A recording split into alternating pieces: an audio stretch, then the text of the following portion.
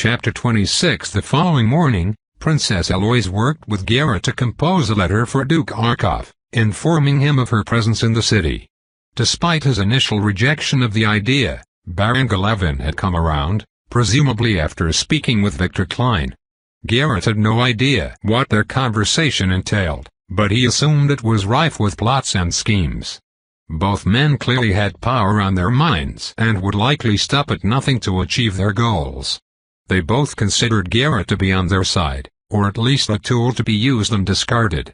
This suited Garrett just fine, as he planned to do the same, only in reverse. The more he pondered the problem, the more convinced he became that the princess should be the one to ascend the throne. Despite his twisted childhood, it had not extinguished the spark of patriotism in young Garrett Klein's heart. Although he was now quite distanced from the feeling, he recognized the wisdom in allowing the rightful heir to the throne to take her place. Moreover, it would be much easier to deal with the princess than either of the other two men, should the situation turn sour. Garrett didn't even consider the possibility that Duke Arkoff would remain as regent. After all, as soon as the princess appeared, he had only two options.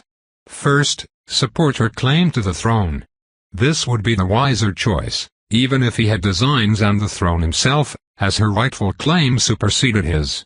It would be much easier to manipulate and control her as a figurehead than to take the second path. That didn't mean, of course, that the second path was off the table. Many would-be rulers had ruthlessly eliminated their kin to seize power for themselves. After all, that was the direction the story seemed to have taken so far. But Garrett had begun to doubt this narrative. There had been too many small inconsistencies for him to believe that Duke Arkoff had masterminded the attack. In Garrett's mind, it was more likely that the nobles had orchestrated it, and Duke Arkoff's survival had either been a step in the nobles' power play or simply a mistake. He had never met the Duke, though he had seen him plenty of times in the palace, and he had a faint feeling that he would meet him soon enough, especially if he assisted the princess in her bid for the throne. After the letter was delivered, the response was immediate and overwhelming. Heavily armored troops marched out of the palace, their purple and gold pennants flying, their black armor gleaming in the sunlight. They projected a fearsome air as they moved swiftly through the streets, causing an uproar in the city. It was rare for the royal guard to leave the palace, so the sight of nearly 100 of them charging towards the city's northern district caused rampant speculation. The city guard had been alerted and did their best to clear people out of the way.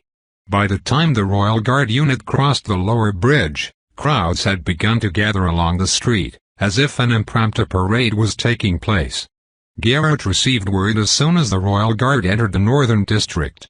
Looking up from his breakfast, he addressed the princess. "Your Highness, it appears that the royal guard has been dispatched to pick you up."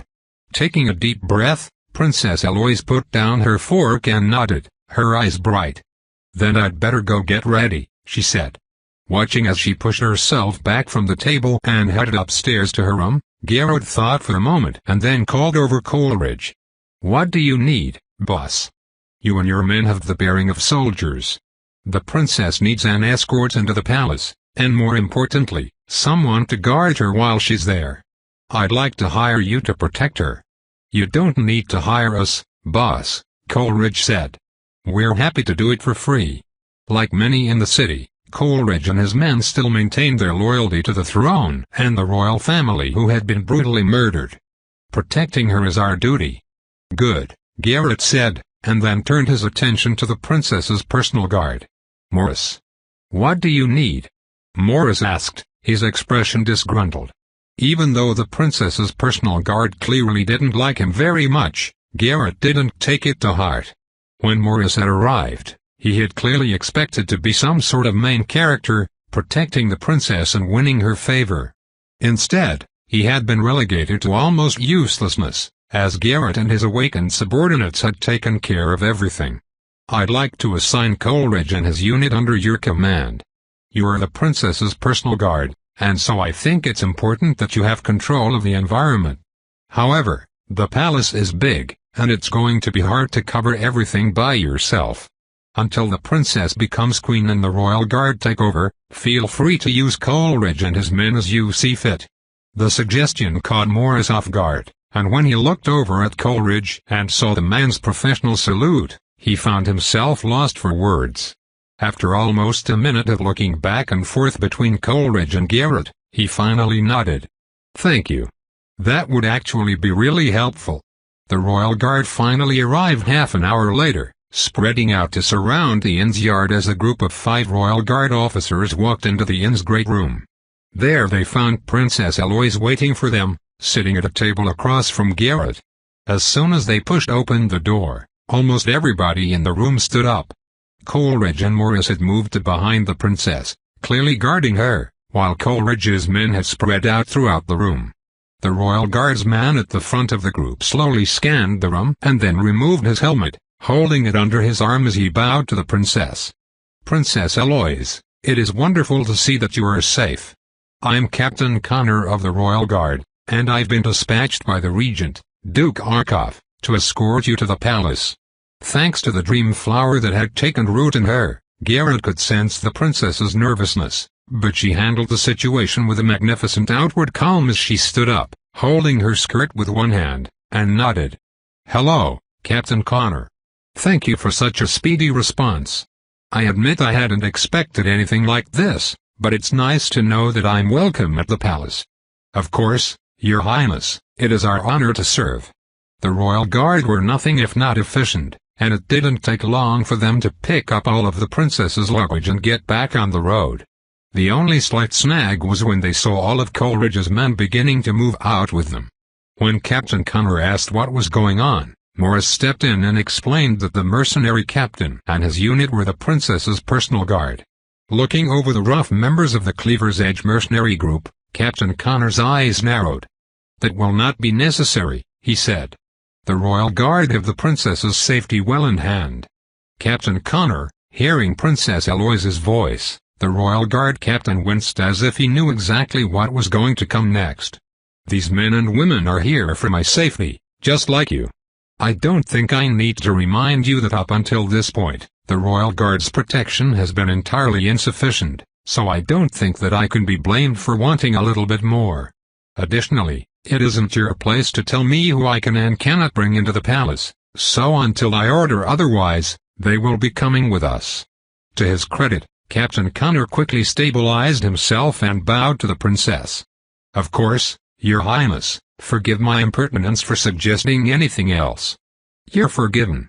Garrett sat in the door of the inn, watching as the group made their way down the street, much slower than they had arrived, as they escorted the princess's carriage. Ren leaned against the door jamb behind him, remaining silent until they were out of sight. Once he couldn't see them anymore, Garrett retired to his office, where he sat behind his desk and closed his eyes. "Sonia, will I be able to track the princess into the palace from where I am?"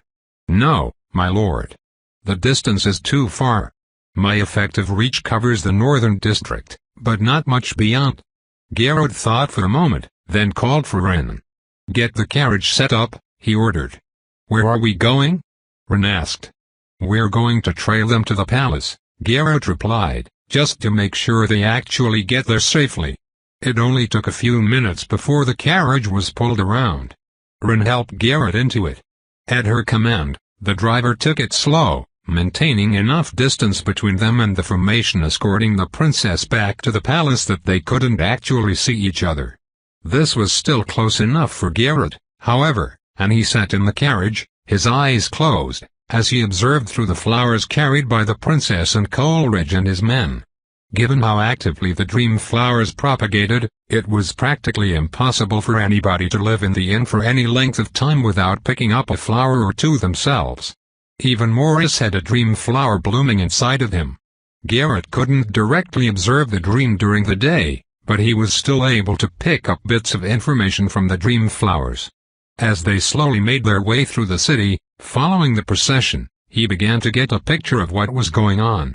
The princess sat in the royal carriage, its top open to the public, and gently waved to the people lining the streets. Seeing her riding in the open caused quite an uproar, and more citizens rushed to the street to try and catch a glimpse of her. The imposing royal guard cleared the way, ensuring that nobody stepped out in front of the carriage, and forming two thick lines on either side of her. The Cleaver's Edge mercenaries brought up the rear, marching as best they could, even as their eyes scanned the crowds, looking for anyone who might want to harm the princess. Whenever the royal carriage would come into view, the crowd would begin to cheer and shout. To Garrett, it felt as if a pressure release valve had just popped open, and much of the invisible tension and fear that had been boiling up inside of the common folk over the last few months was getting an outlet. This continued all the way over the bridge and into the southern district. Here, the streets were nicer, the people calmer, but hundreds and thousands still gathered on the street corners to watch as the carriage rolled by. Garrett and Rin maintained a good distance, tracking slowly behind the royal procession until it finally arrived at the palace. They were about half a mile behind when Garrett opened his eyes and directed the driver to pull into one of the side streets and stop, out of sight of the palace gate. "Let's hang out here for a moment," he said, closing his eyes once more. Standing in front of the gate were a number of noblemen, their true thoughts hidden behind wide smiles. When the princess arrived at the front gate, it had already been opened, and the noblemen hurried to the side of the carriage to greet the princess. "Your Highness, it is wonderful to see that you are safe," one of the old noblemen said, earning himself a soft nod from the princess. Seeing it, the other noblemen hesitated, and then quickly added their own praise and well wishes. They hadn't anticipated such an aloof response from the princess, and before they could recover, there was a loud trumpet blast, and the royal guard quickly formed up, joining with their companions who had stayed at the palace to protect it, as they formed two long lines flanking the road. "We welcome the royal princess back to the palace," they shouted with all their might. An answering cheer rose from the crowd that had followed the princess to the palace, and under the eyes of the citizens and the royal guard, Princess Eloise, followed by Morris, Coleridge, and the Cleaver's Edge mercenary group, entered the palace grounds. A few blocks away, Garrett watched all of this happening, through his connection with the Dream Flowers. But his attention was elsewhere, on the massive building in front of them. Rin, who didn't quite understand what it was they were waiting for, began to fidget, growing bored of just sitting quietly.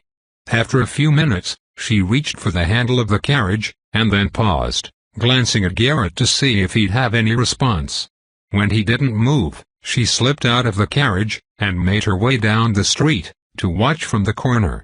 When she found that the crowd was too thick, and she couldn't actually see what was going on, she rapidly scaled one of the nearby buildings, perching on the edge of the roof, with her legs dangling off.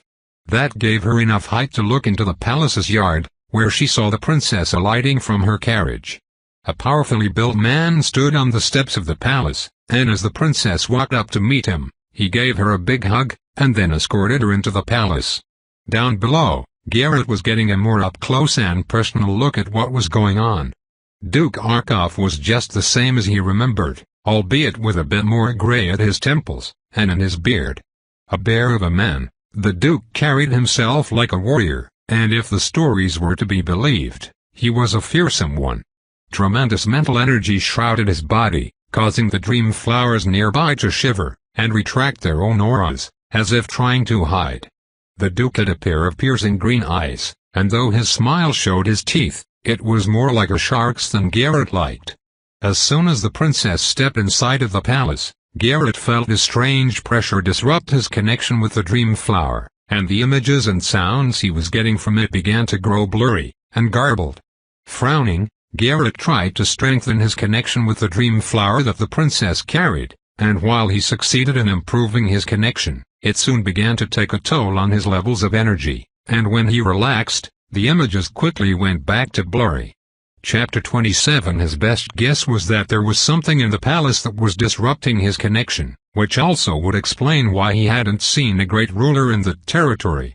It made sense to him that, given the strength of the royal family, they would have defenses against mysterious artifacts, or even the dream itself, and as Garrett probed, trying to extend his awareness from the dream flower, he found it almost impossible. Furthermore, the suppressive pressure seemed to be growing stronger all the time, and Garrett got the distinct impression that something, or someone, in the palace was starting to grow aware of him. Not wanting to risk it, he immediately closed the connection, pulling his mind back to the carriage.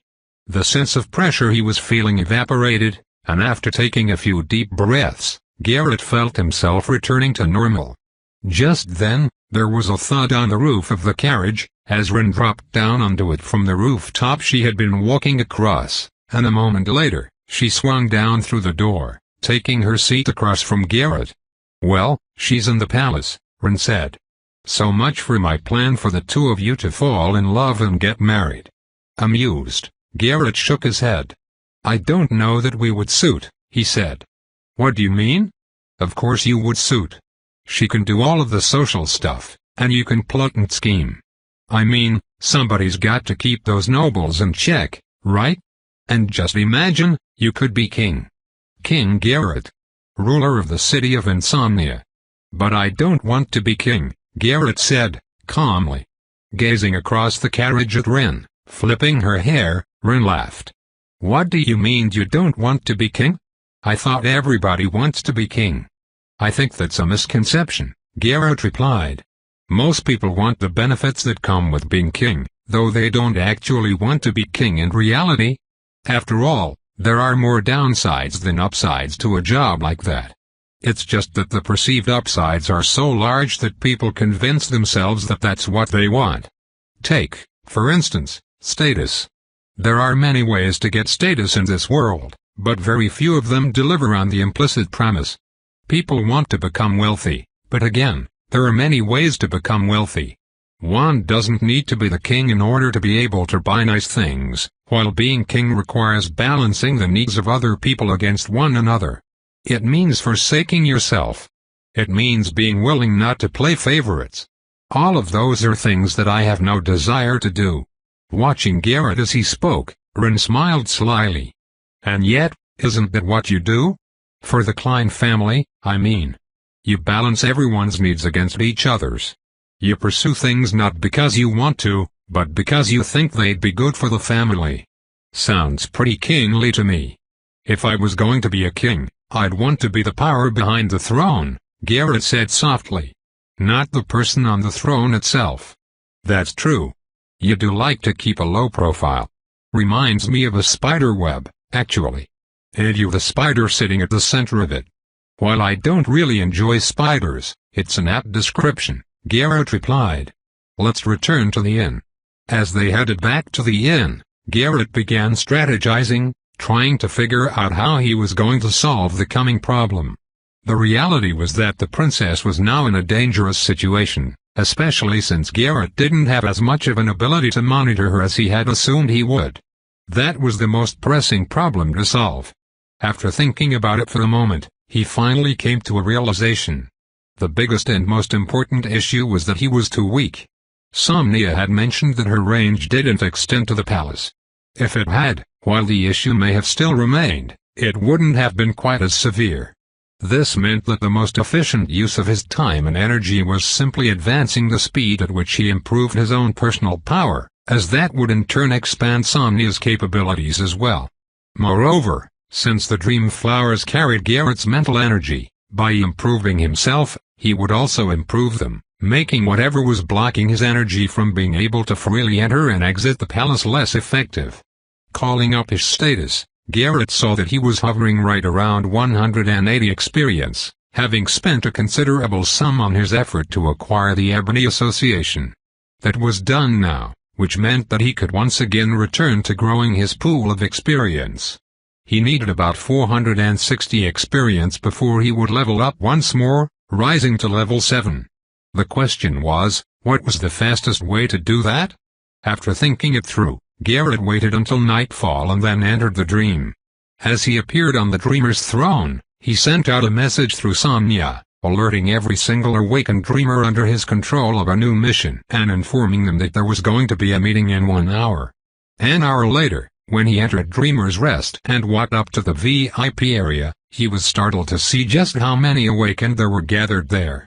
Pax and the others were sitting at their table, along with almost 36 other awakened associated with the Klein family. There were nearly 100 grave walkers who had gathered at nearby tables, and close to 175 members of the Ebony Association, including Jero, whose golden mask drew more than a few glances. Altogether there were over 315 awakened who had gathered together in Dreamer's Rest. The low murmur of conversation as the awakened talked to each other about what this big mission might be filled Garrett's ears. A lull rose in the room as the awakened saw Garrett arrive. "Thank you all for coming. A particularly important event has just taken place in our city. As you know, Princess Eloise, rightful heir to the throne of Insomnium, has just returned to the palace, where her uncle, Duke Arkoff, currently rules as regent. We have been given a particular mission, which is to clear a path to the palace. Though we have some idea of what lies between Dreamer's Rest and the palace, the dream is a fickle place, fraught with danger. And rather than send out small teams to explore limited areas, the goal this time is to make a concentrated push, clearing as much of the northern district and southern district as is necessary in order to get to the palace in the dream. However, this isn't going to be an easy mission. Though there are a lot of us, the dangers the dream holds are numerous and deadly, as many of you know. Still, we need not be frightened as we have a considerable level of power ourselves. The mission will be led by the Dreamer's chosen, Jero, along with 2 other supporters of equal level. Furthermore, I will be participating in this mission as well." The room, which had fallen silent, broke out in a murmur. No one knew what the mysterious man in the white mask's powers were. And many had assumed that he didn't fight at all, because they had never seen him venture out of the inn and into the dream. Calling for silence again, Garrett began to organize the teams. The original team of awakened dreamers that included Pax, Marin, Kinsley, Asher, and Estel formed the tip of the spear and would be responsible, along with Garrett himself, for the pace the expedition would set. Jero, along with the majority of her forces, would hold the left flank, providing support for Garrett's team, while ensuring that the areas behind them were stabilized. Sinan, leading the Grave Walkers, and the other members of the Klein family, would hold the right side, doing the same. Each and every one of the awakened dreamers who was there had already experienced the subtle growth of their soul spark as they killed nightmares. And so, despite the fear that many of them felt, they found themselves excited to venture deep into the dream. Calling Sinan, Jero, and a few others together, Garrett began to lay out their plan. Unrolling the map that he had purchased from Karn on the table, Garrett's finger traced a path through the streets to the upper bridge. "This is the oldest of the 3 bridges," Garrett said, "and so this is the one we'll head for. There's no guarantee it's going to be standing, as it appears as if the dream is a slightly older version of the city, but if it is, that's where we'll cross. That will allow us to take the road directly down toward the palace. However, it will also take us along the territory of another great ruler." Garrett's fingers stopped in the noble district, where the houses were interspersed with massive-looking mushrooms. According to the map, this path will take us between 2 different territories. The lower territory here is ruled by the rotting tongue of Wen, which frankly sounds disgusting, and I imagine will mean we're going to be fighting monsters who live up to the title. As for the Sword Forest, I'm not sure what we'll find there. There's no ruler in the territory, but that doesn't mean we'll need to be any less on our guard. If anything, it means that whatever does occupy that space is too dangerous for the other rulers to defeat. The Dreamer on the throne has a very clear objective this time. We are to create a path that leads directly to the palace, so that we can ensure the princess's safety. Jero's eyes widened at that, and she glanced at Sinan, who had frowned slightly. Does that mean that the Dreamer on the throne is throwing in his lot with the princess? Sinan asked, voicing the question that was on Jero's mind as well. Shaking his head, Garrett tapped the palace on the map. The Dreamer on the throne doesn't throw his lot in with anybody, but it isn't ours to question why he's choosing to favor her at this time. We just need to know that he is and act accordingly. What about the ruler to the north? Do you think we might be attacked while we're gone if it catches wind that we are moving out with such a big force? We run the risk, Garrett said, but it's something that we'll just have to chance. We can always come back to the inn if necessary, and even once we're gone, our territory is not without defenders. Given that there wasn't a need for supplies like food, the teams were able to deploy quickly, leaving Dreamer's Rest and heading northeast. Much of the territory in this direction had already been cleared, so they were able to make good progress. Because of the dream flowers that had been planted along the way, the fog that covered the dream was thin, leaving little room for the nightmares creeping through the area to hide. With the awakened moving out in force, any nightmares unfortunate enough to run into them were killed almost immediately. Each of the awakened dreamers hurried to land the final blow. Pax, walking alongside Garrett, kept looking curiously at him until finally, Garrett asked her what was on her mind. "I'm curious about how you'll fight," came her blunt response. "After all, I've never seen you actually wield a weapon, and you're not holding anything now. I mean, besides that umbrella." The rest of the awakened dreamers were dressed in armor that suited this world. Garrett had maintained this habit of condensing mental energy into artifacts that could be used in the dream, exchanging them for missions completed from the job board. Many of the awakened dreamers had gathered armor and weapons in that manner. Much of what Pax was currently wearing fit into that category, causing Garrett to stand out even more than normal. He was wearing his typical three-piece suit and bowler hat, with a white mask on his face. The only thing he carried in his hands was an umbrella, currently closed, that he treated almost like a cane. "I'm only here to ensure that everything doesn't go south," Garrett said, "and to do any negotiating we need to." "You can negotiate with nightmares?" Pax asked. "So long as they are sufficiently powerful, yes. I get the distinct impression that it would be better not to meet that sort of nightmare," Marin said, causing Estelle, Kinsley, and Pax to all laugh. Asher didn't laugh. Instead, his gaze drifted to the side, and he pointed his finger as three dog-like shadows emerged from his cloak and raced into the alleyway he had pointed at. There were some short, sharp growls, and then Garrett felt himself gain an experience point. Ignoring the window that had popped up, Garrett smiled under his mask as they continued forward. It didn't take them long to reach the edge of the territory that had been explored. Along the way, Garrett continually referred to the map, wanting to make sure that they didn't accidentally stray into the burning pain of Geth's territory. The upper bridge, which was the older of the two still existing bridges, was the most sure bet, and that's where they were heading now. It did mean that they would have to cut into some of the other rulers' territory, but Garrett was hoping that they could slip by without too much trouble. "Do not kill any more nightmares until we're across the bridge."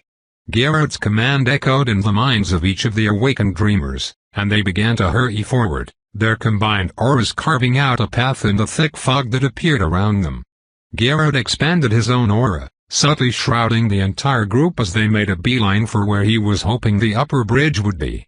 If that didn't work, they would have to go south along the river, which Garrett wanted to avoid if possible. A few times, he felt the minds of various nightmares brushing up against his aura, but they quickly turned and fled, clearly frightened by the sheer number of awakened dreamers. Walking through the thick fog of the dream was tense, and with every step, the awakened dreamers could feel the fog caressing them with icy fingers. At the front of the group, Pax's expression was grim, her eyes darting from side to side as she tried to spot any potential threats. Jera was much the same, as this was the first time she had cleared new territory in the dream. She found it hard not to jump at every vague sight and sound, but knew that it was imperative she remain steady as an example to those following her. The only one who seemed completely calm other than Garrett was Sinan, causing everyone who looked at her to be amazed. "We're coming up to water," Marin called out, and a few minutes later, Pax stopped everyone at the edge of a large river. With a frown, she looked at the perfectly smooth, glassy water in front of her. "There's no bridge," she muttered. "Where's the bridge?" Chapter 28. Garrett frowned as well. He hadn't expected to find nothing, and if there wasn't a bridge, how were they supposed to cross to the southern district? His eyes narrowing, Garrett clenched his fist and breathed out, releasing a wave of mental energy that tore through the fog in front of them. As his mental energy slammed into the fog, it boiled away, rapidly vanishing, and leaving nothing but the darkness of the dream behind. Feeling something at the very edge of the wave of energy he had released, Garrett looked to the north. There, faintly visible and wreathed in wisps of fog, was a large bridge, wide enough to drive 4 carriages across side by side. Around him, the awakened dreamers were unnerved at the rapidly retreating fog, But before they could begin asking questions, Garrett pointed to the bridge revealed in the distance, redirecting their attention. "It looks like we were too far south," Garrett said. "Let's go." Excited that they had a way to cross the river, the team pushed north and soon arrived at the massive bridge. It seemed stable enough, and so they began to cross, hoping to pass out of the burning pain of Gath's territory as soon as possible. Garrett remembered all too well the site of Gath's chosen, and while he was confident that between Jarrow, Sinon, and himself, they would be able to beat it, he was hoping to avoid picking a fight with another ruler in the dream world. The same was not true, however, for the territory they were about to step into, as they would have to pass directly across the rotting tongue of one's territory if they wanted to make it to the palace. Gathering everybody together at the edge of the bridge, Garrett spoke to them again, reinforcing each group's roles before he instructed Pax to lead the way. "All right," she said, slamming her mace into her shield. "Let's do this." Setting an aggressive pace, she led the way forward, and soon they began to encounter their first nightmares. Many of the same nightmares they had already encountered on their side of the river were present here as well, but almost immediately, they ran into creatures they had never seen before. The first were a group of cackling, goblin creatures, who had bright red hair that stuck up in an almost cone-like shape. They wore rags for clothes and carried strange bone weapons, full of jagged edges, perfect for tearing their prey apart. They swarmed out of an alleyway just as Pax was about to pass it by, and it was only her quick movement that kept Kinsley from being badly mauled. Dropping her mace, she grabbed him by the back of the cloak and yanked him backwards, tossing him into the formation as she slammed her shield forward, crushing through one of the bone weapons and smashing the goblin creature's face. A swift kick ended its life, and Garrett saw a pop-up that was both gratifying and scary. "You have gained 2 exp for slaying a red-capped goblin. Exp, 182 640ths. On the one hand, Garrett was happy to get experience for the kill, but the fact that such a small creature was 2 points didn't bode well for them. There was no more time to think about it though, as dozens more of the small creatures leapt shrieking onto the awakened dreamers.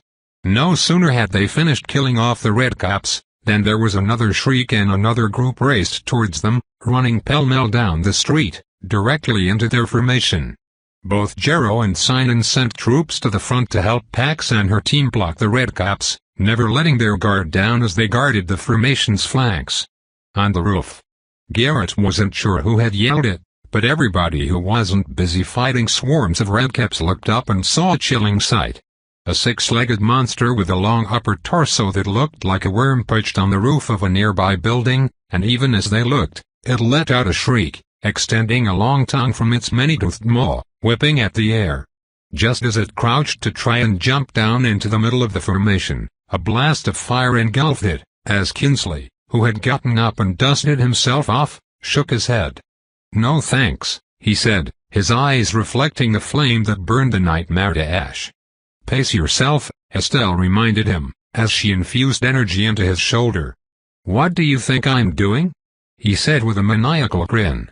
The damage had been done, however, and the nightmare's call gathered more and more nightmares to their area. Small goblins swarmed towards them, their red hair making them impossible to miss in the darkness. Behind them, larger goblins began to appear. Unlike the redcaps who threw themselves against the awakened dreamers with an insane fury, the larger goblins stomped down the streets in a more measured manner. As soon as they got within a dozen feet of the awakened, however, they began to roar, revealing long, mottled tongues. Letting out loud bellows, they charged forward, swinging the heavy wooden clubs they carried.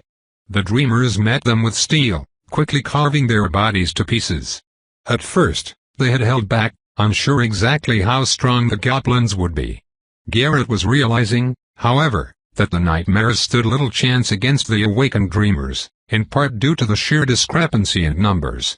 So far, they had not faced more than 20 nightmares at once, while each and every one of the 300-plus awakened dreamers was eager to get into battle. Realizing that they could probably begin moving forward, Garrett ordered Pax to advance, and with a surge, the entire formation began rolling down the street. According to the map, it was a straight shot from here to the palace. Seeing that they were about to come into a large square, Garrett alerted Jero and Sinon, who wrapped their forces around the group to keep watch just in case they were attacked from all sides. The fog was thick around them as they continued to move forward, and it didn't take long to notice that the buildings had begun to fall away, until there was nothing but fog outside their reach. Soon, they came to the first of the statues. In the waking world, this was a wide, open square, often filled with merchants hawking their wares, with a series of large statues that ran down the middle of it. The statues were there, but the open area was much less lively. There were still redcaps, and the slightly larger drudge goblins that occasionally appeared to attack them, but as they crowded around the first of the statues, an eerie silence wrapped around them. Even with the fog in place, Garrett could feel a faint stinging sensation whenever he tried to explore the area northwest of their position. It was as if there was a certain sharpness to the air that left thousands of tiny cuts on his mental energy. Knowing that if he was feeling this way, the others likely were too, Garrett took a deep breath and ordered everyone forward. It was slow going, as the fog was thick, and when they eventually reached the second of the large statues, Marin signaled the alert, causing everyone to gather up. Garrett's experience points had been rapidly growing in number, and so he quickly planted a few dream flowers, causing the statue that they surrounded to bloom with bright rainbow light. Almost immediately, the flowers began to absorb the fog, sucking it in and chewing it up, transforming it into mental energy that radiated outward in glorious rainbow colors. As the fog around them thinned, the awakened dreamers saw what Marin had been referring to. To the south, they saw dozens, and then hundreds, of redcaps, all crouched silently on the ground, their eyes fixed on the awakened. Behind them lumbered the drudge goblins, along with a dozen of the large multi-legged worms, who hissed quietly. The sight caused the awakened to freeze. At the same time, to the north of them, the cleared fog began to reveal another group, this one made up of strange metallic creatures with blades on their arms, standing in perfect ranks. Though there were only 20 of these metallic creatures, the feeling that they gave off was no less dangerous than the horde of nightmares, sandwiching the awakened dreamers from the other side. Glancing between the two sides, Garrett called Sinon and Jero over. The Ebony Association was facing down the goblin horde, and though she looked confident, Garrett could see the faint nervousness hidden in Jero's eyes. Sinon, hand your troops over to Jero. That side's going to be the more dangerous fight, Garrett said. You and I will go deal with whatever those metal nightmares are, and once we're done, we'll come back and help. Will the two of you be enough? Jero asked, her gaze raking over the silent ranks of metal armor. Yes, Garrett said. We'll be fine. It looks like the enemy is about to move though, so let's get ready for a fight. Turning, Jero saw that the redcaps were beginning to shift, and with a nod to Garrett and Sinon, she turned and her body blurred, appearing in front of her troops as if she had teleported. The twin blades that had made her so famous were drawn from their sheaths, and without any preamble, she leveled them at the enemy. Charge! The word was like a whip crack, and every single one of the members of the Ebony Alliance immediately began to move. They were clearly used to her style of command, and they presented a fearsome picture as they raced across the square towards the goblin army, who answered with shrieks of their own. Sinon commanded her troops to back up the Ebony Association, and soon they had rushed into battle as well, not wanting to be left out of the fight and miss out on improving their soul sparks. That left Garrett and Sinon to face the silent suits of metal armor that stood facing them. Seeing green flames beginning to burn on Sinon's fists, Garrett held up his hand. Wait a moment, he said. Dutifully, Sinon extinguished the flames as Garrett began to walk forward, the sound of his feet drowned out by the roars of the two forces fighting behind him. When he arrived within 20 feet of the ranks of armor, one of them stepped forward, lifting a hand. A voice that sounded like a rusty piece of steel echoed in Garrett's head. Halt! None may approach the gate. Pausing, Garrett looked at the armor, and then at the fog-covered buildings behind it. According to the map, this whole area surrounded the city's primary gate. And the closer he looked at these suits of armor, the more obvious it became that they were the same sorts of suits that could be found lining the halls of the palace, suits that had once been worn by knights who died in service to the city. "Why can't I approach the gate?" Garrett asked, sending his voice directly to the suit of armor. "It is forbidden," came the heavy reply. "So long as I don't approach the gate, will you attack?" Instead of speaking, the suit of armor shook its head ponderously, causing a grating sound as the rusty metal rubbed together. "Good enough for me," Garrett said. Though he was intensely curious about what the armor was actually guarding, so long as the guardians were content to remain around the gate and not get in his way, Garrett was more than happy to explore that mystery another time. "Sinon, let's go join the others." Nodding, Sinon turned around, flame erupting from her body as she kicked off. Like a blazing fireball, she raced across the square, leaping over the awakened dreamers' lines and slamming down among the masked drudge goblins. Thrusting her fists out to either side, Sinon let out a shout as a ring of pale green flame mushroomed around her. The large goblins shrieked in pain, thrashing this way and that, as she followed up her attack with fierce punches, dodging past their wild swings. Her every movement crushed bone, and the flames she left behind quickly began to spread. Not to be outdone, Jero was battling with the worm monsters, her blades tearing through their skin, leaving long gashes that spurted black blood along their bodies and lopping limbs like they were thin branches. The awakened, armored, armed, and unified, tore into the goblin army, with a ferocity that caught even Garrett off guard. A veritable torrent of experience began to roll in, as the 300-strong army chewed through their opponents. The din of battle was almost overwhelming, as Garrett strolled across the empty town square toward the fight. The closer he got, the more attention he paid to the dense forest of mushrooms and buildings that lay behind the goblin army, and the more he realized the gravity of the situation. It would have been simple enough for him to join in, but instead, he focused his attention on guarding against whatever forces the great ruler who ruled this territory wanted to throw at them. It was entirely possible that nothing would happen, but the fact that an army had been gathered in the first place told Garrett that they were likely facing an enemy who wouldn't be content to let them walk out of here alive. Activating Observe the Dream, Garrett scanned the edge of the town square, looking for any sign of another force. It wasn't too long before he saw half a dozen hulking creatures creeping through the dense fog. Immediately he recognized them as trolls, though slightly fatter and diseased-looking.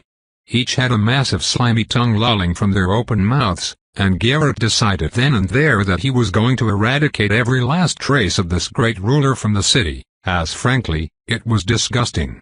"Sinon, Jero, enemies on the left."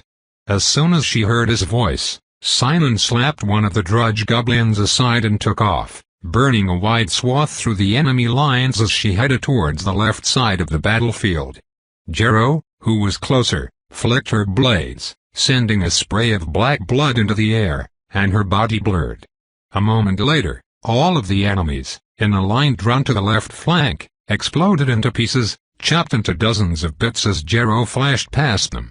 She arrived a few steps before Sinon and spotted the trolls, her eyes narrowing once she noticed their long tongues.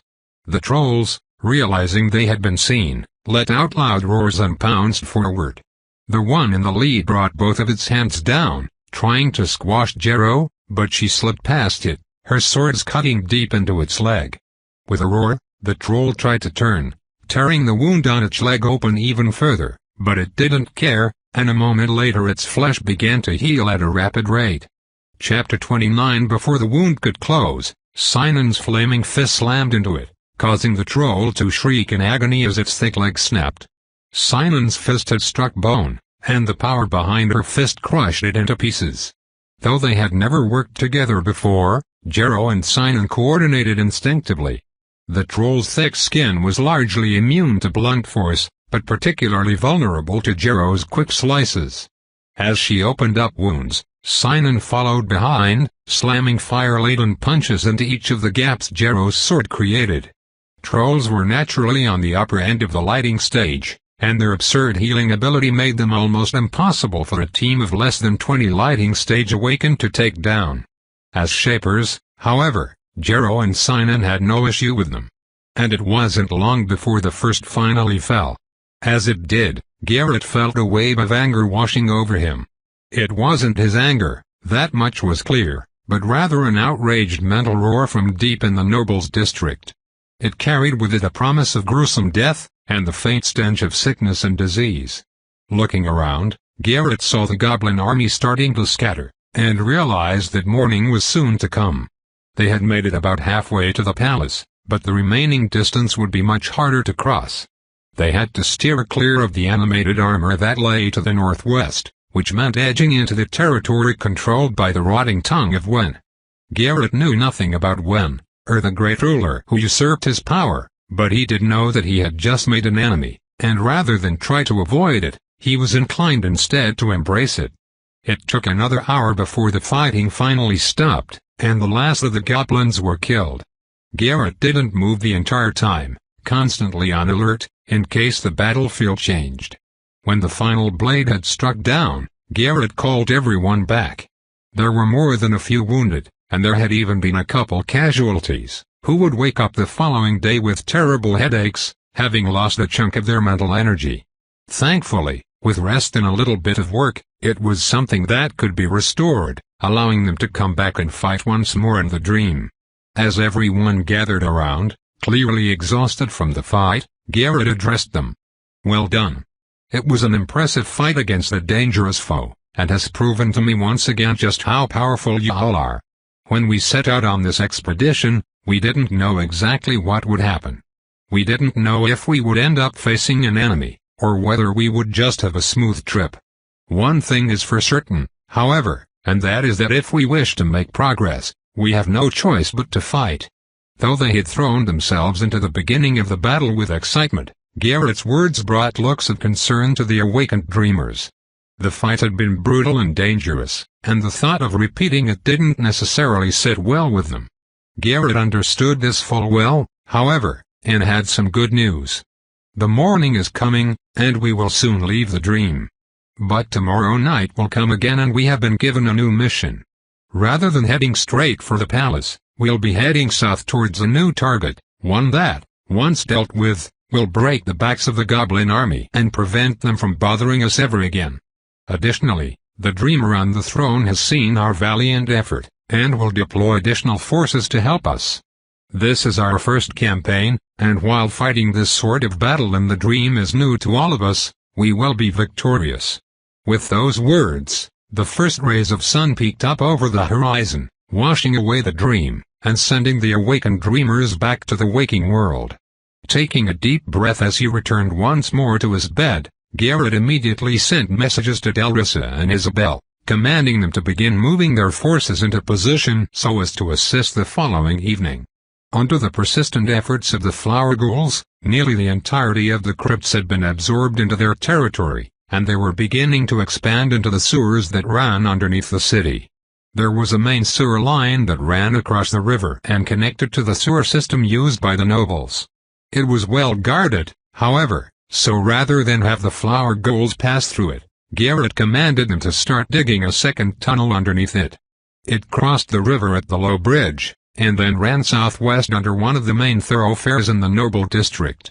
It would take a few days for the flower ghouls to complete their work, but Garrett was confident that one day would be enough to get across the river, which was all that really mattered.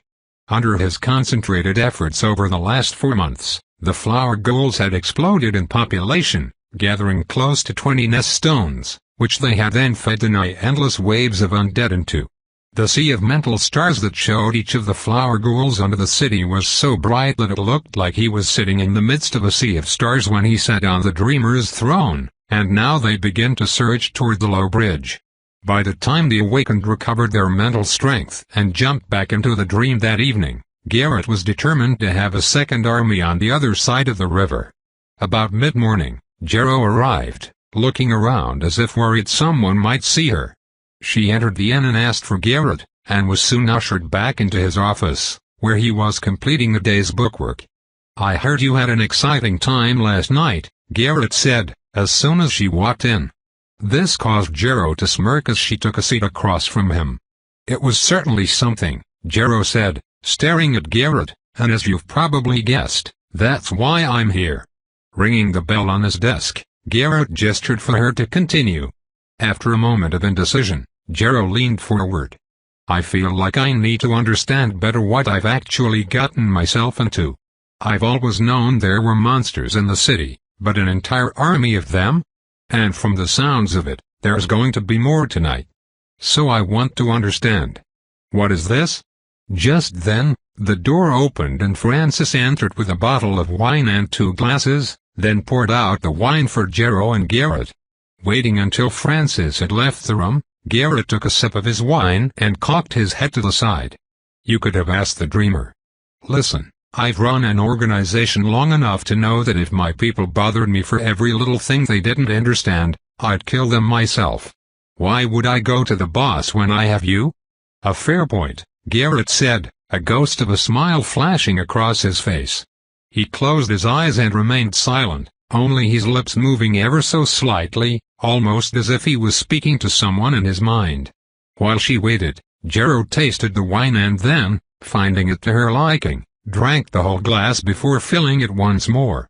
Taking a deep breath, Garrett looked at Jero. The dreamer on the throne is a great ruler, one of the few in this city. Great rulers are beings who can control or bring benefits to individuals who exist in the dream. Each has a different power, a different strength, and gathers those desirous of the same sort of strength to them. The dreamer on the throne, however, is a little bit different than most of the other great rulers that you're going to encounter. First, they tend to be monsters, and the people who serve them are the same.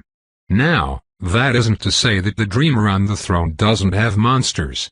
It's just that he understands how to bring awakened into the dream world as well. As he expands his territory in this city, he is recruiting awakened to join his cause. Most of the monsters that you see in the dream do not exist in the waking world. They are beings created from mental energy, the same energy that is generated by a soul spark. Placing his glass down on the desk, Garrett tapped the center of his chest with 2 fingers. This is why, when you slay one of those monsters, its energy is, in part, absorbed into your soul spark, improving your stage. I'm sure you felt it last night, that as you cut the monsters down, your soul spark grew more defined. Taking a deep breath, Jero nodded. That's part of the reason I'm here, she said. I've never felt anything like it before, and I want to know, is it safe? We're not going to someday transform into those monsters, are we? Chuckling, Garrett shook his head. No, absolutely not. Monsters are monsters.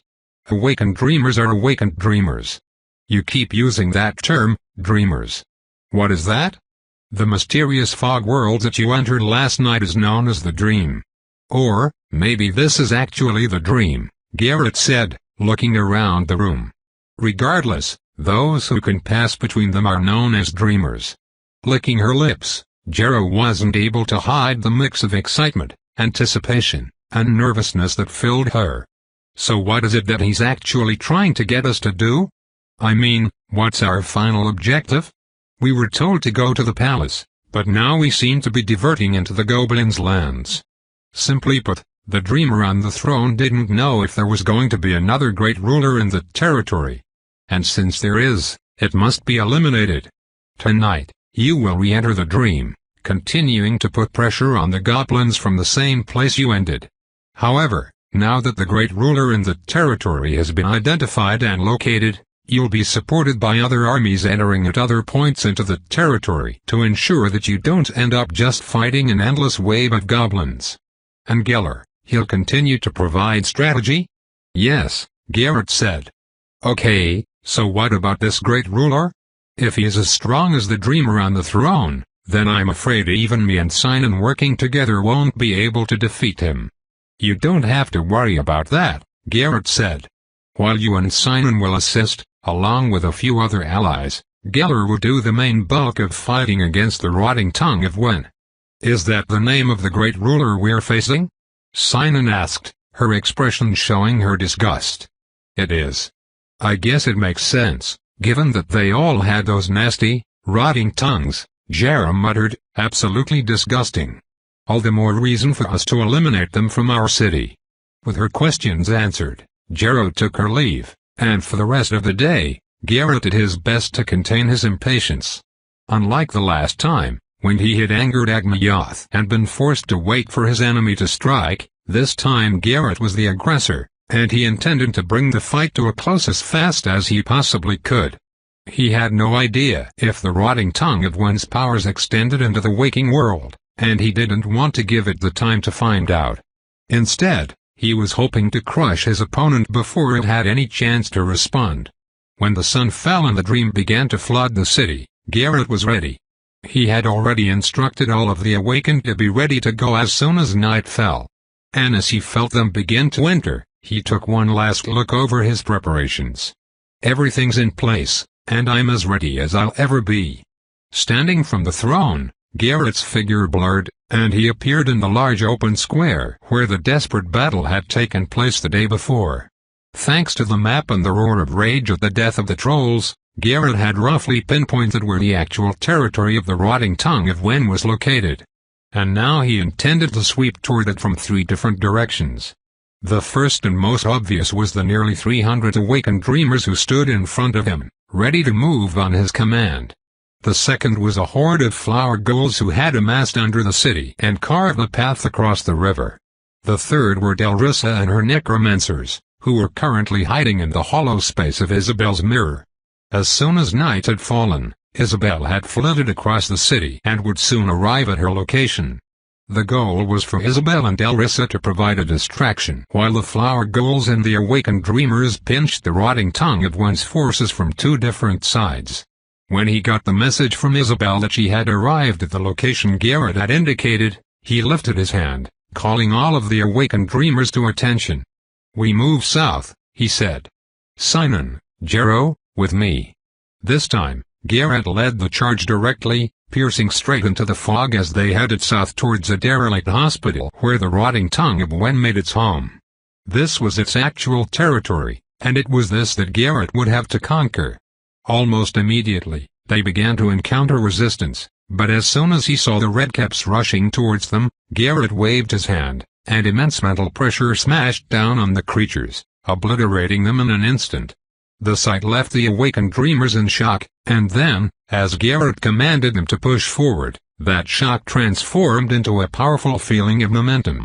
Letting out shouts and battle cries, they rushed forward, driving through the fog like a torrent. The goblins were clearly on alert as they began to converge on the awakened dreamers, and the fighting soon turned fierce. The redcaps appeared endless in number, streaming out of the alleyways, jumping down from roofs, as they threw themselves against the awakened dreamers with a relentless fury, screaming as they hacked and slashed with their bone weapons. The drudge goblins seemed to have been infused with the same sort of fury as they stomped towards the battle. Trolls and the 6-legged worm creatures were not far behind, appearing from the fog like apparitions. They launched attacks against the dreamers. Garrett let his troops face the brunt of the battle, though he didn't hesitate to step in when necessary, especially to keep someone alive. He was discovering that his powers were more like a blunt fist than a sharp sword, and the amount of effort it took him to crush something with his aura was simply not cost-effective. Chapter 30. Instead of engaging directly in battle, Garrett focused on channeling his abundant energy through the dream flowers into the awakened dreamers, infusing them with a seemingly never-ending supply of power. This enabled them to ignore the small wounds they got and instead focus on slaying the enemy as fast as possible. After initially slowing down as they faced the raging horde of goblins, the awakened dreamers soon realized that their enemy's reinforcements were faltering. With renewed vigor, they pushed forward, claiming block after block as they slew their enemy. Elsewhere, Garrett's flower ghouls began to appear. They burrowed out from the ground and began to absorb the fog in the nearby area, glimmering with bright light that sent colors dancing through the darkness. More than once, goblins wandering by caught sight of them and grew enthralled, leaping over to try and consume the bright flowers, only to be grabbed by the ghoulish teeth and claws hiding underneath. More and more flowers burrowed up out of the dirt, pushing aside cobblestones as they drilled up out of the street, forming a long chain that crept through the silent city toward the old hospital. Seeing that the flower ghouls were making good progress, Garrett commanded Isabel and Delrissa to begin as well. He watched through Isabel's eyes as the mirror she held flashed, and Delrissa and 6 other robed figures all appeared. Though none of the others were in the Shaper level, the necromancers never planned on fighting themselves.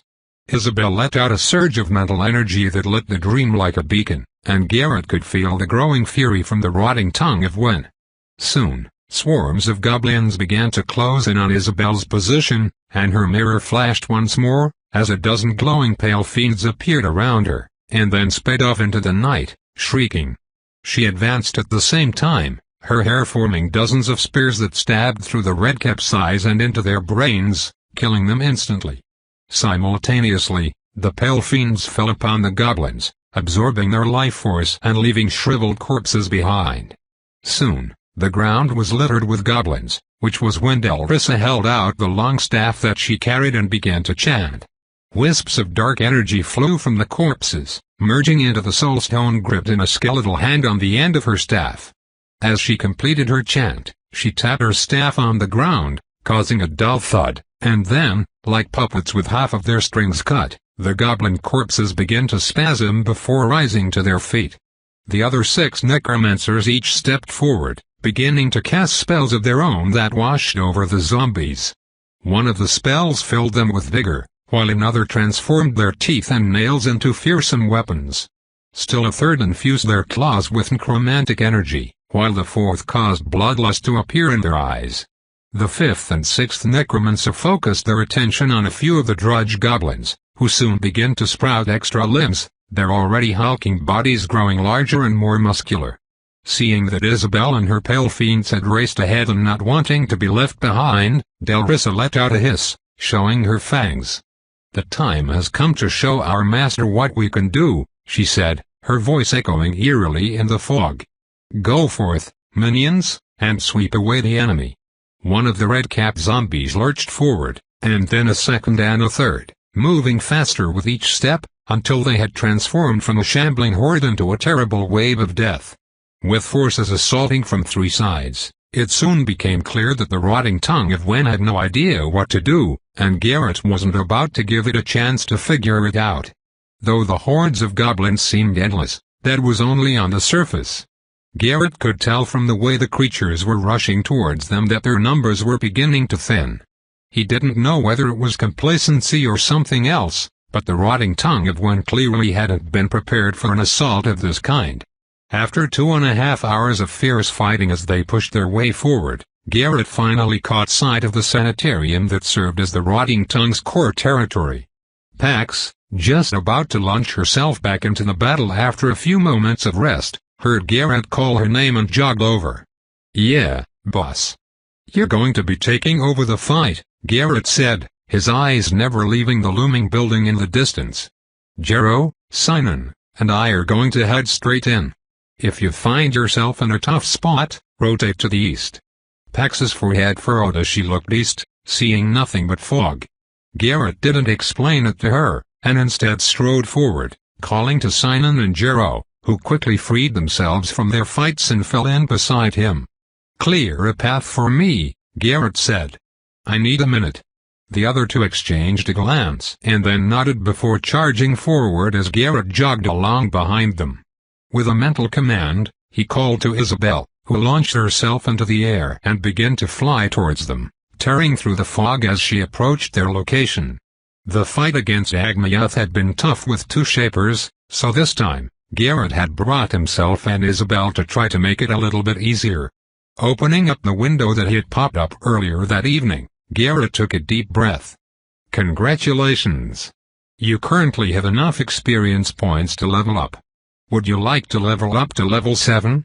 The flood of windows obscuring his vision after he accepted was annoying, but he kept moving, following Sinan and Jero as they sped through the fog-covered streets, dodging past goblins or crushing their way straight through them if they couldn't be avoided.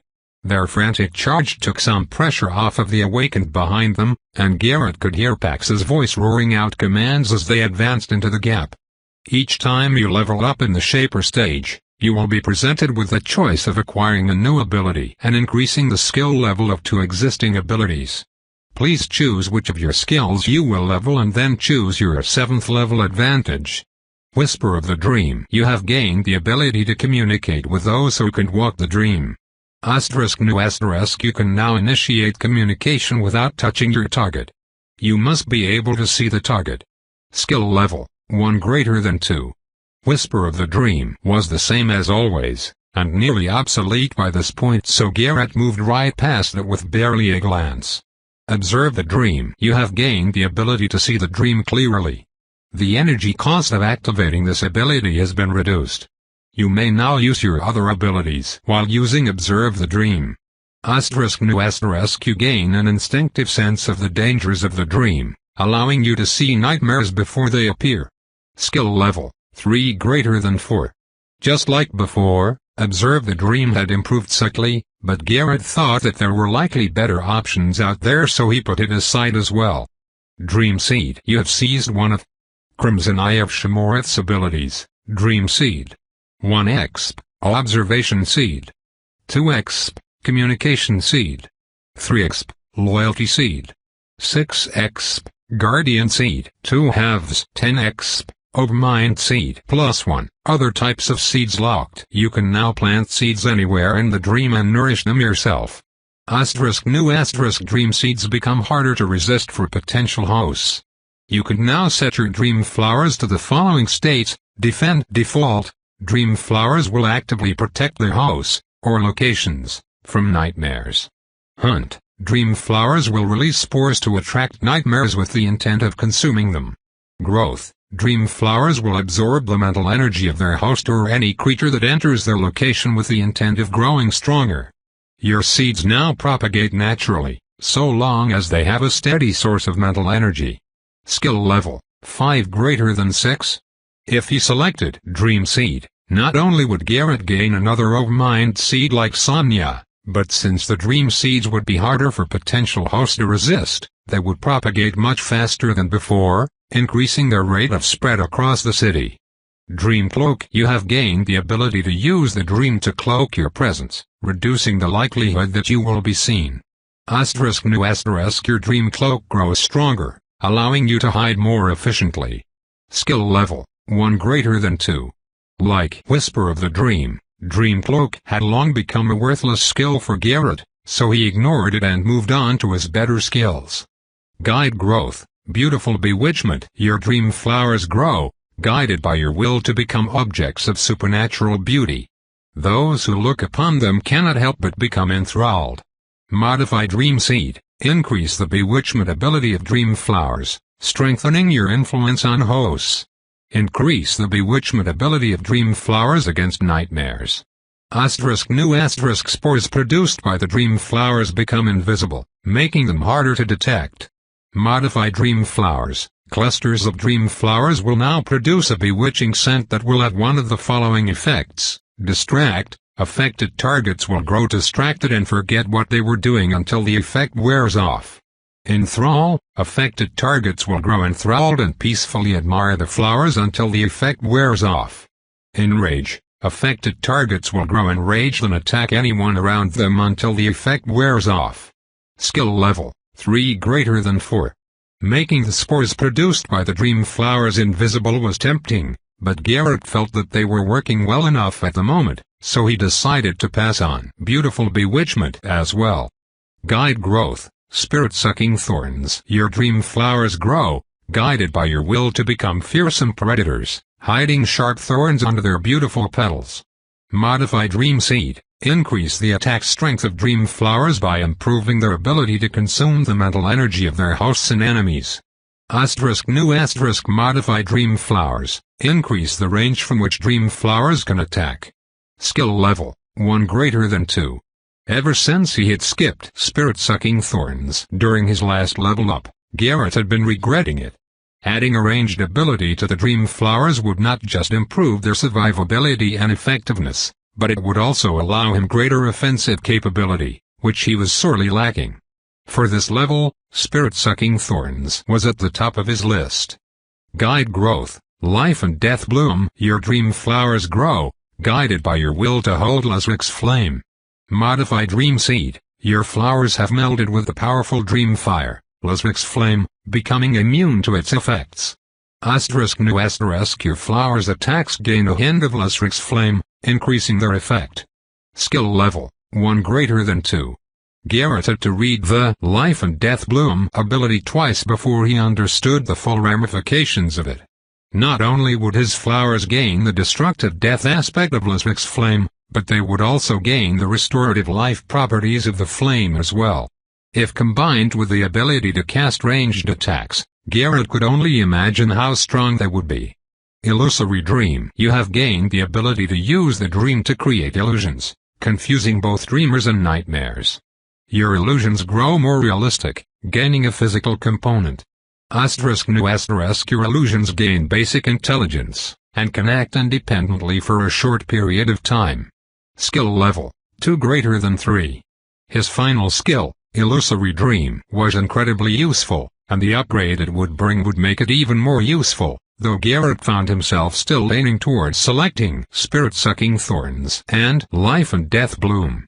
His mental strength was high enough to run multiple illusions even without needing them to be intelligent, so while it certainly would be an upgrade, it wouldn't be as significant a boost as some of the others. Skeletal Crown. The power of Lysric flows through you, granting you natural control over undead. Your mental strength produces a suppressive effect on undead you encounter, causing them to instinctively avoid attacking you. Undead under your control do not degrade naturally. Skill level, 1 greater than 2. Blinking in surprise, Garrett realized that this was probably the reason that Agmaoth had been able to amass such a large army of undead.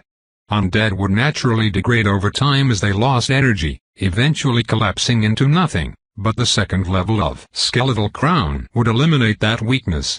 After thinking over all of his options, Garrett followed his gut and took Spirit-Sucking Thorns and Life and Death Bloom. A moment later, he felt the flowers around the city begin to change as the 2 abilities took effect. With his 2 skills chosen, Garrett turned his attention to selecting a new skill. Dream Walk. You have gained the ability to slip between the cracks of the dream, allowing you to traverse great distances without being detected. Skill level, 1. Vanishing Touch. You have gained the ability to erase any sign of your existence within Dream, allowing you to remove any trace that you had once been present. Skill level, 1. Mirrored Ability. You have gained the ability to copy any supernatural ability you witness. Copied abilities can be used so long as you do not copy another ability. Skill level, 1. A sudden thought struck him, and Garrett returned his attention to the beginning of the skill tree. After a moment of searching he found it, a pale green line extending into the darkness, much like the crimson line that revealed Dream Seed. He had consumed part of Shemoreth's power and had been rewarded with the Dream Seed ability, so it made sense to him that having eaten a piece of Lysric's power, he would gain access to Lysric's skills as well. Skeletal Hand. The power of Lysric flows through you, granting you the ability to use Lysric's tools. You may select one of Lysric's artifacts, granting you the ability to use it. Cauldron of Souls. Skill level, 1. Slightly disappointed, Garrett saw that only the Cauldron of Souls remained as an option since he had already forcefully taken the other mysterious artifacts with the power of the Dreamer's Throne. That made his skill choice easy, and a moment later, Garrett's status popped up. Status. Name, Garrett Klein. Path, Dream Ruler. Subpath, Dream Gardener, Path of the Watcher. Level, 7.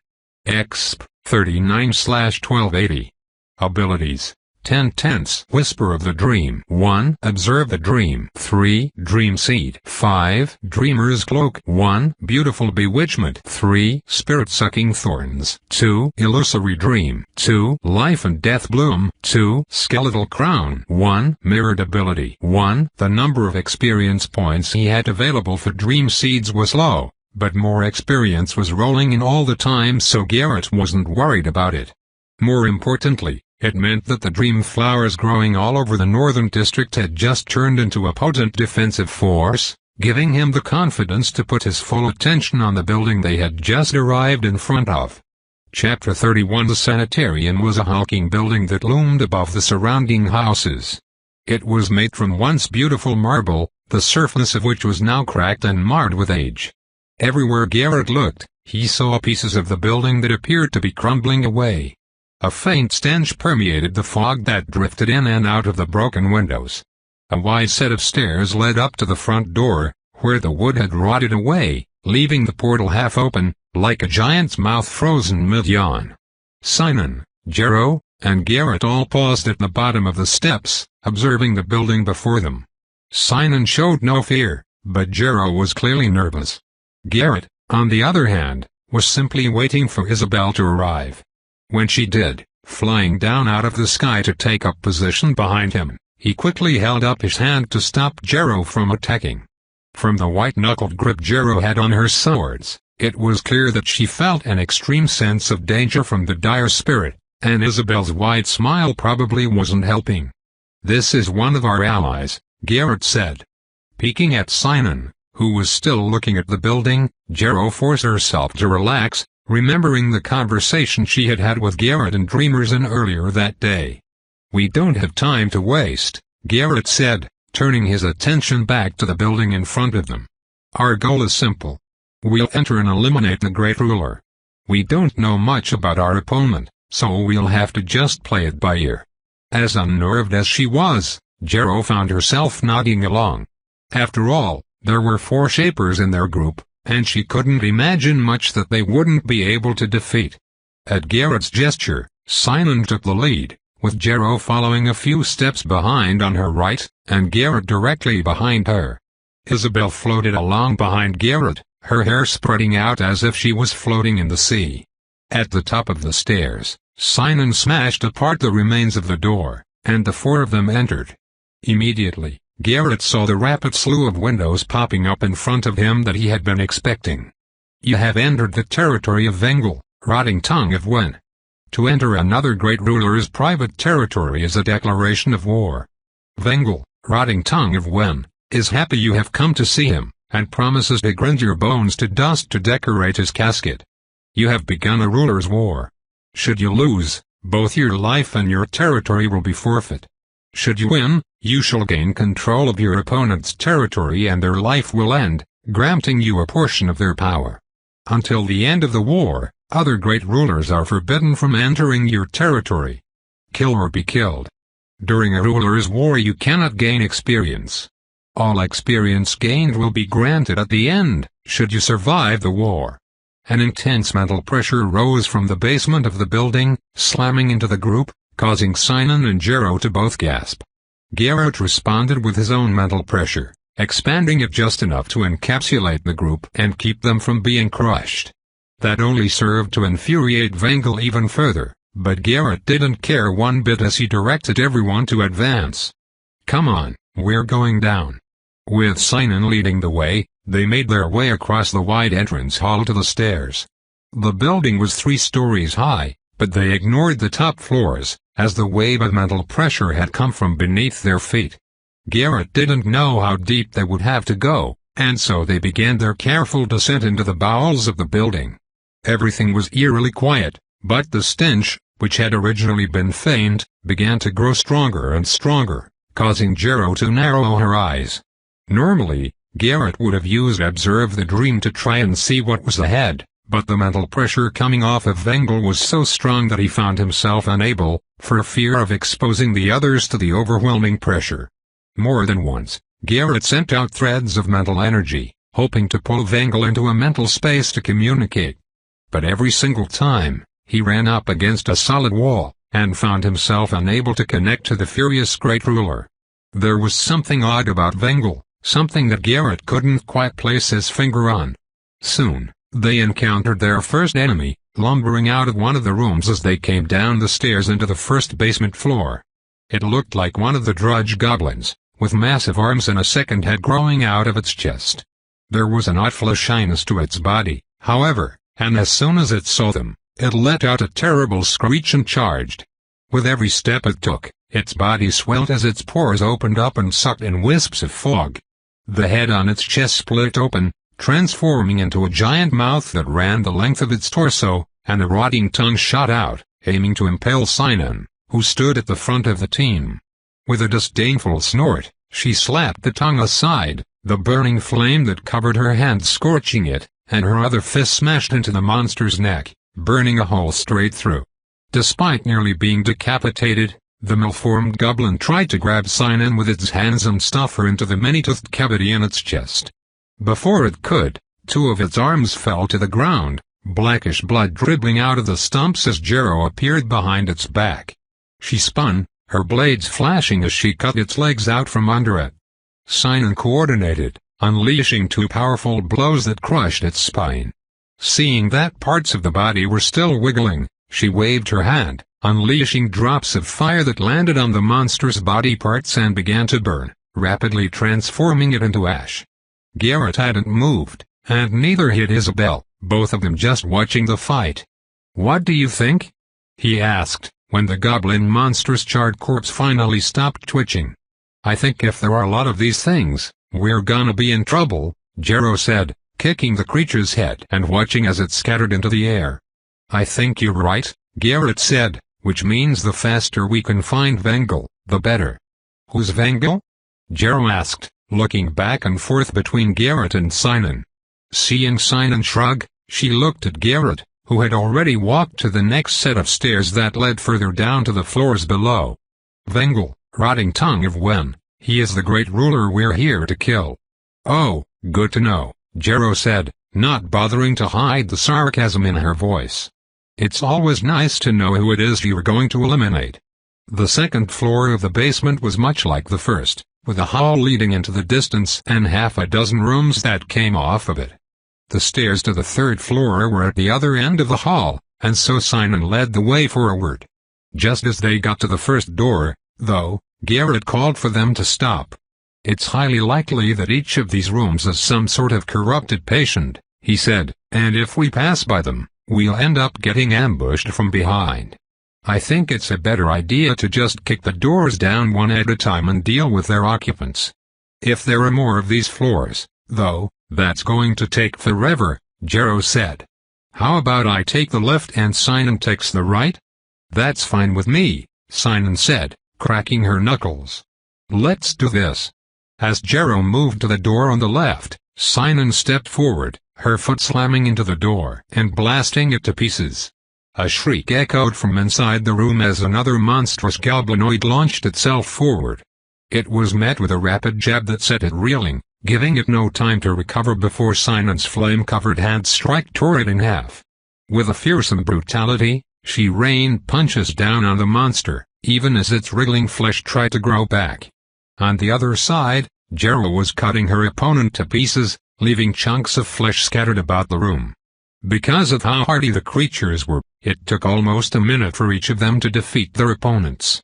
By then, the doors in the hall had all popped open and more monsters were beginning to emerge. Garrett, who was standing at the end of the hall, simply waved his hand and a sea of hair shot out above his head, like a black wave that drowned the mutated goblins. By that time, Jero and Sinon had both emerged from the rooms they had entered, and a fierce fight broke out in the hall. There wasn't much space, given the size of the mutated goblins, and Isabel's hair made it even tighter. With the passage effectively blocked up, Isabel began pulling one goblin at a time, throwing them to Sinon and Jero, who obliterated them. As they came, within 20 minutes, the passage was clear of living enemies. A long trail of burnt and dismembered bodies stretched in their wake. More than once, Garrett caught Jero glancing at Isabel, as if afraid the dire spirit would turn on them next. Ignoring her concerns, Garrett ordered Sinon to head down to the third level of the basement while he checked on the situation outside. Wave after wave of goblins had been rushing the awakened dreamer's position.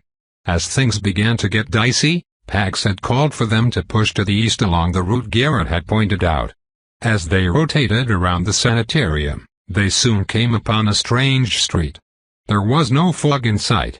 Rather, the street was well lit, dyed in rainbow colors by the flowers that poked up out of the cobblestones. As soon as they saw the flowers, a great sense of relief washed over the awakened dreamers. They sped up until they had entered the range of the lights. As soon as they did, a faint trickle of rejuvenating energy entered their bodies, and much of their exhaustion faded. The goblins continued to charge towards them, the redcaps shrieking in fury as the lumbering goblins and trolls behind them stomped in their direction. With their renewed vigor, the awakened dreamers reset their battle line and began to fight again, steel meeting bone as their weapons clashed. Pax, who was fighting at the front, let out a groan as she blocked the troll's heavy fist before stepping forward and crushing the monster's knee with a blow from her mace. She knew that the troll would just regenerate, but at this point, she wasn't sure that they had any other options. Kinsley had run himself ragged, burning a couple of trolls to the ground, and he was currently half unconscious in the back, trying to recover his mental energy. Slamming her shield forward to knock the troll off balance, she ducked under a flailing arm and lifted her mace to try and stun the creature. Then, there was a flicker from one of the nearby flowers, and a faint wisp of flame shot towards her weapon. It happened behind her, so she hadn't yet noticed it when her mace fell on the troll's head, causing a blast of fire to explode on the side of its face. Letting out a terrifying shriek, the troll rolled its body away, crushing a dozen redcaps in the process. Its big hand slapped at its head, trying to extinguish the flame, but all that did was spread the flame further, jumping from its skull to its hands. The flame burned with an eerie green, and as Pax watched, the troll's head began to wither, as if it was aging rapidly. All across the battle line, more and more bits of flame were flung out, some targeting the monsters and burning them with a corrupting energy that rapidly absorbed their life force, and some landing on the awakened dreamers, renewing their energy and filling them with a sense of strength. Asher, who was standing behind Pax, directing his nightmares, saw the flames and shivered, an almost fanatical expression appearing in his eyes, before he quickly withdrew deeper into his hood, as if frightened. At the same time, almost a mile away, another massive group of goblins was engaged in what looked like a civil war. Redcap fought Redcap, and Drudge fought Drudge, while a set of 3 trolls desperately tried to keep a 4th troll down. The fight was pure carnage, directed by 7 robed figures, who stood on the roof of nearby buildings, sending waves of necromantic energy into the fight.